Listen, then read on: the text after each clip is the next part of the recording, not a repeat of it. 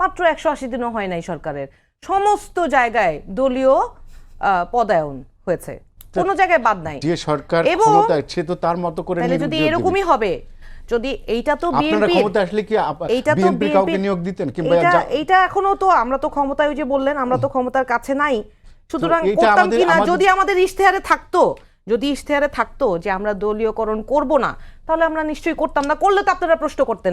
এই যে দেখেন আজকে ডেইলি স্টারে লিখেছে যে রাষ্ট্রীয় 12 পদে দলীয় নিয়োগ 31 দফার প্রতিশ্রুতির সাথে সাংঘর্ষিক। বিএনপি শুরুই করলো 1 নম্বর দফার সাথে, এক যে সংস্কার পরিষদ করবে সেই দফার সাথে সাংঘর্ষিক আচরণ করে। বিএনপি শুরুই করলো দলীয়করণ না করার প্রতিশ্রুতি ভঙ্গ করে, সব জায়গায় জেলা প্রশাসক নিয়োগ করা থেকে শুরু করে।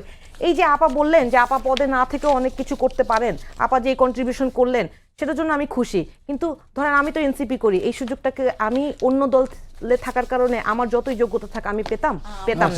এবং এখানে আপা যে কথাটা বললেন যে বিশেষায়িত ভাবে আমি নিজেকে দেখার কথা বলেছি বটবাহিনী দ্বারা অ্যাটাকের ক্ষেত্রে, না, সামাজিক দৃষ্টিভঙ্গিতে একজন পর্দানসীন নারী তো অন্যদের চেয়ে মানে মানুষ মনে করে যে ও পর্দা করে মানে হচ্ছে ও কম হ্যারাসড হবে, এটা তো আমাদের দৃষ্টিভঙ্গি, সমাজের দৃষ্টিভঙ্গি।